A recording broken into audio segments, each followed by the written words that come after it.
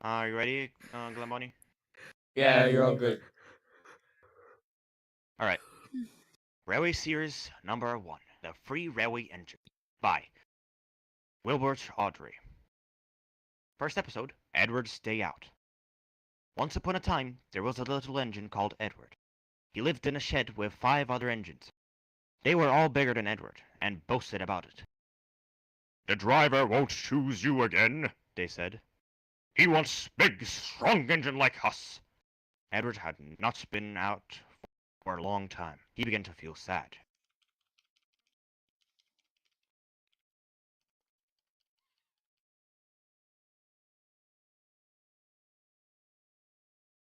Just then, the driver and fireman come along to start work. The driver looked at Edward. "Why are you sad?" he asked. "Would you like to come out today?" "Yes, please," said Edward. So the fireman lit the fire and made a nice lot of steam. Then the driver pulled the lever, and Edward puffed away. "Peep, peep," he whistled. "Look at me now." The others were very cross at being left behind.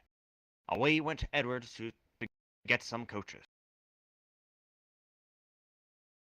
"Be careful, Edward," said the coaches. "Don't bump and bang us like the other engines do." So Edward came up to the coaches very, very gently, and the shunter fastened and the coupling. "Thank you, Edward," said the coaches. "That was kind. We are glad you are taking us today." Then they went to the station where the people were waiting. "Peep, peep," whistled Edward. "Get in quickly, please." So the people got in quickly, and Edward waited happily for the guard to blow his whistle and wave his green flag. He waited and waited. There was no whistle. No green flag. "Peep, peep, peep, peep! Where is that guard?" Edward was getting anxious. The driver and fireman asked the station master, "Have you seen the guard?" "No," he said. They asked the porter, "Have you seen the guard?" "Yes, last night," said the porter. Edward began to get cross.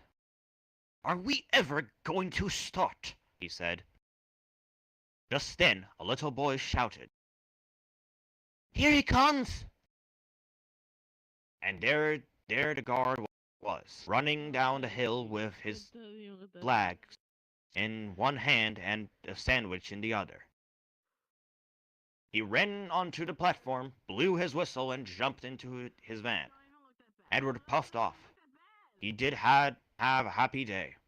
All the children ran to wave as he went past, and he met old friends at all the stations. He worked so hard that the driver promised to him to take him out again next day. "I'm going out tomorrow," he told the other engines that night in the shed. "What do you think of that?" But he didn't hear what they thought, for he was so tired and happy that he fell asleep at once. Next episode, Edward and Gordon. One of the engines in Edward's shed was called Gordon. He was very big and very proud. "You watch me this afternoon, little Edward," he boasted, "as I rush through with the express. That will be a splendid sight for you." Just then his driver pulled the lever.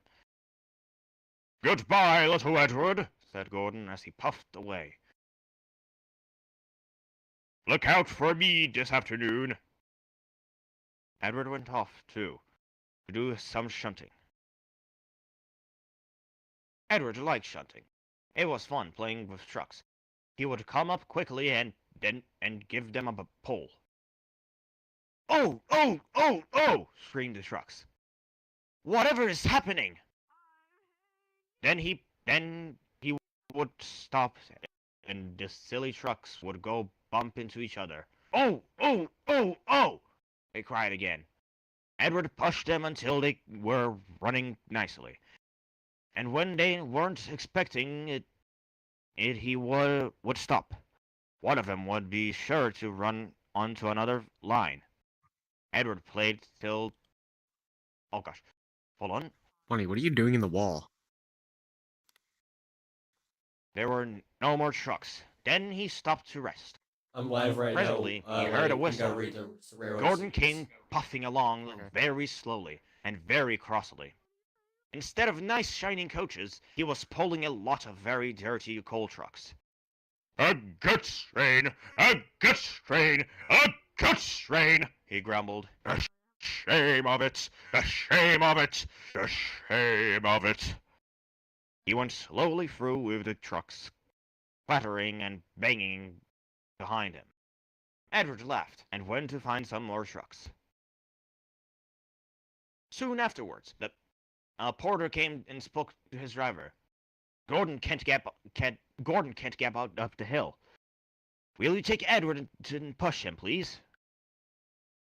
They found Gordon halfway up the hill and very cross. His driver and fireman were talking to him severely. "You're not even trying," they told him. "I can't do it," said Gordon. "The noisy trucks hold the engine back. So if they were coaches now, clean, sensible things that come quietly, that would be different."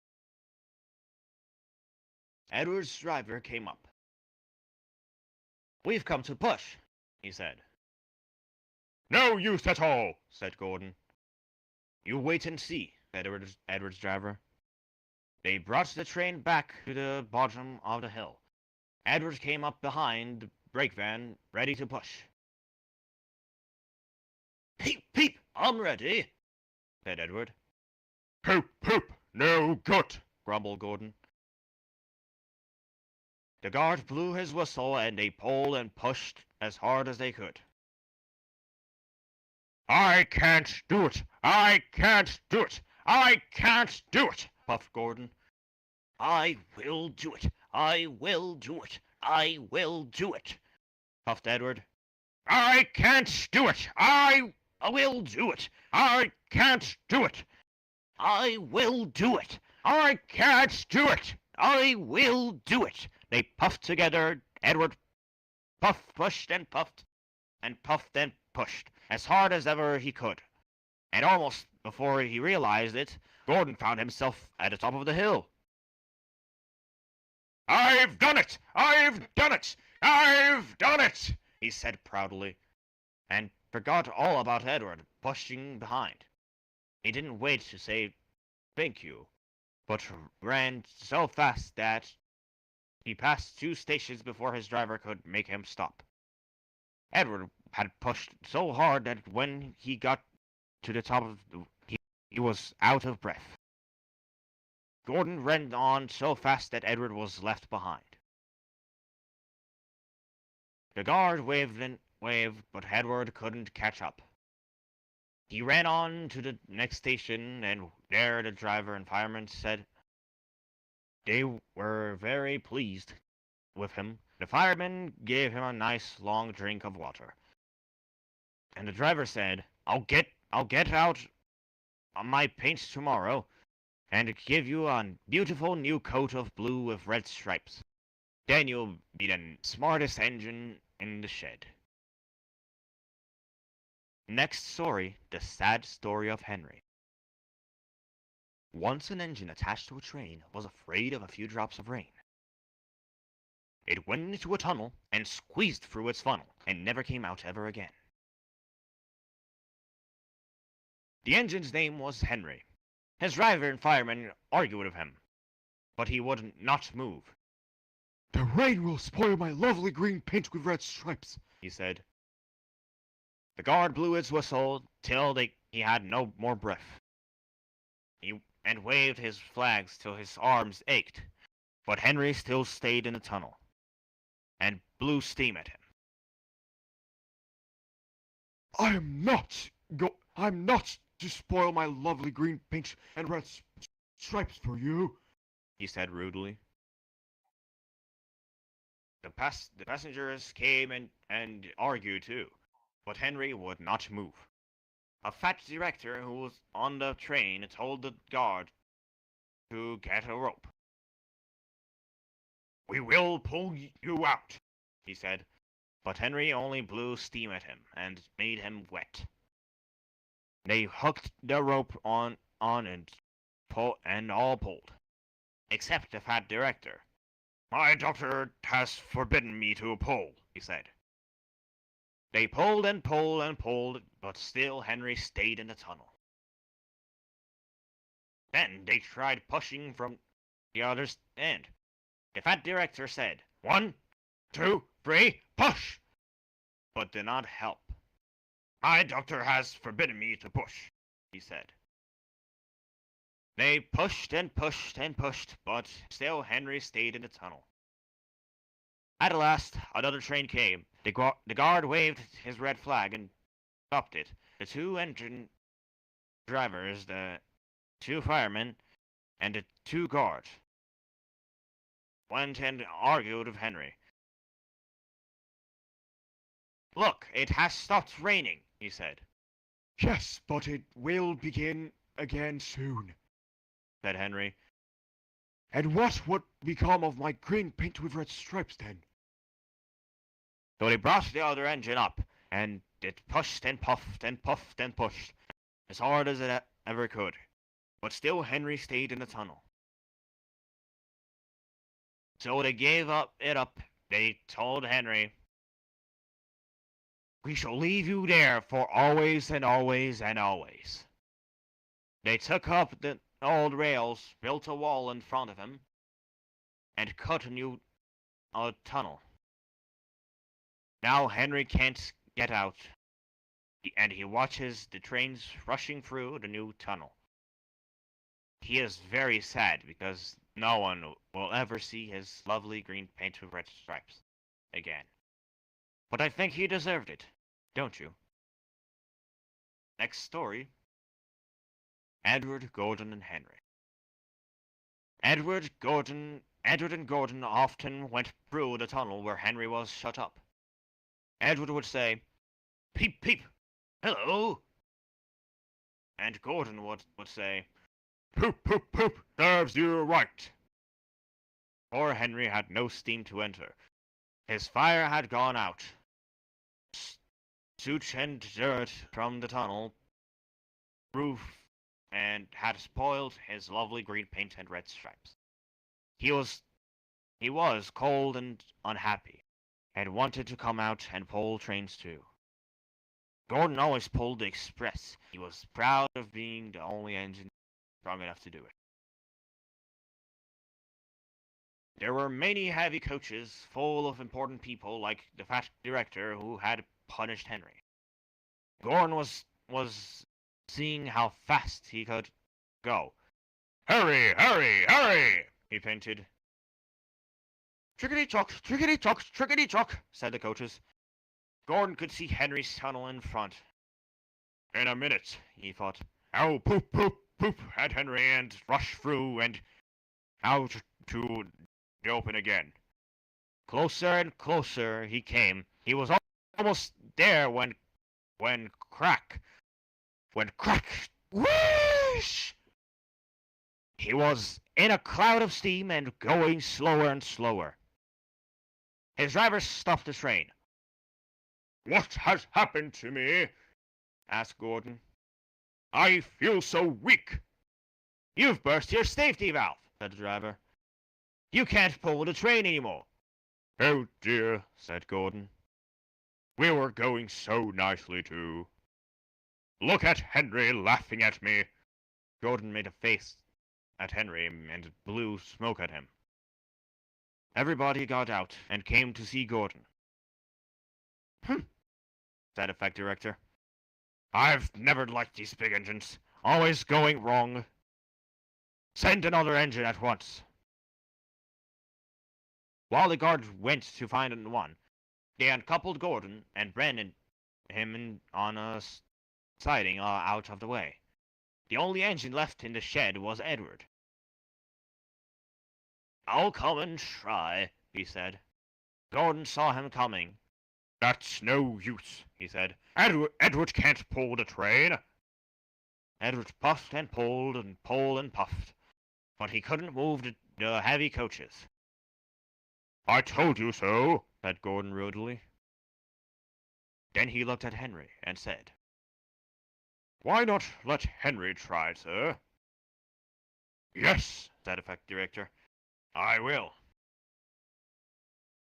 Will you help this? Will you help pull the strain, Henry? He asked. Yes, said Henry at once. So Gordon's driver and fireman lit his fire. Some plate layers broke down the wall and put back the rails. And when he had steam up, Henry puffed out. He was dirty. His boiler was black, and he was covered with cobweb. Pingo.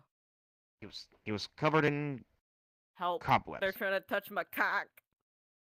Oh, I'm so stiff. Oh, I'm so stiff. He groaned.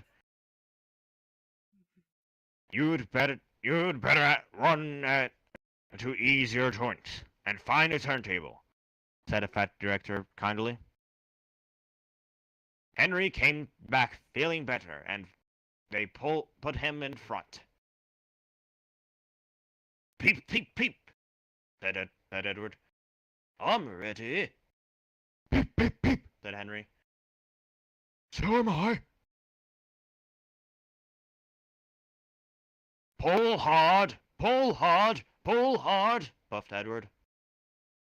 We'll do it, we'll do it, we'll do it, puffed Henry. Pull hard, we'll do it, pull hard, we'll do it, pull hard, we'll do it. They puffed together. The heavy coaches jerked and began to move. Slowly and at first, then faster and faster. We've done it together, we've done it together, we've done it together, said Edward and Henry. You've done it, hurrah! You've done it, hurrah! You've done it, hurrah! said the coaches. All the passengers were excited. The fat director leaned out of the window and waved to Edward and Henry. But the train was going so fast that his hat blew off into a field where a goat ate it for his tea. They never stopped till they came to the big station at the end of the line. The passengers all got out and said, "Thank you," and the fat director promised Henry a new coat of paint. Would you like blue and red? Yes, please, said Henry. Then I'll be like Edward. Edward and Henry went home quickly, and on their way they helped Gordon back to the shed. All three engines are now great friends. Wasn't Henry pleased when he had his new coat? He is very proud of it, as all good engines are, but he doesn't mind the rain now, because he knows that the best way to keep his paint nice is not to run into tunnels, but to ask his driver to rub him down when the day's work is over. And this was the story of the free railway engine from Wilbur Awdry.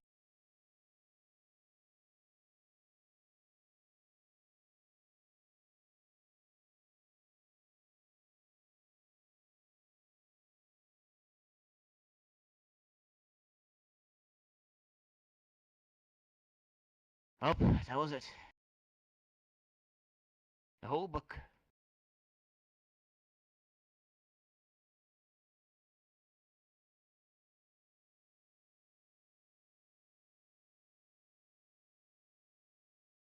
Bonnie, you still there?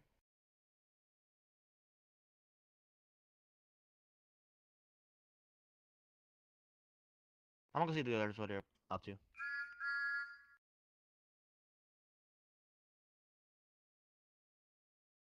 And there you guys go. That was Pingo